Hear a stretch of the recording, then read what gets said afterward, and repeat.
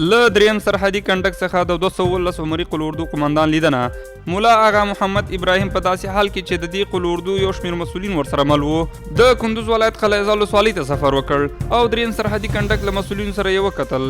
د 219 عمري قل اردو قمندان د دې کتنې په ترڅ کې د دغه کنډک له مجاهدینو وغوښتل چې د هیواد د پولو په ځانګړې توګه د کندوز له سرحدي سیمو په کلکه ساتنه وکړي.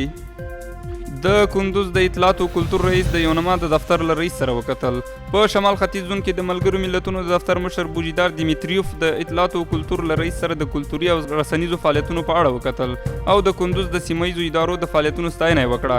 نوموړي دغه راز د کندوز د اطلاعات او کلتور له رئیس مطیع الله روحاني څخه وغوښتل چې نړیوالو رسنیو ته د دولتي ادارو د فعالیتونو د انعکاس زمینه برابره کړي. په کندوز کې 6 تنه د قمار او جنایي فعالیتونو په تور ونیول شول.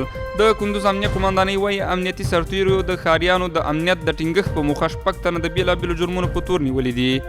په نشه یي توکو روږدو کسانو ته د روغتیایي کڅوړو او ژمنیو جامو ویش.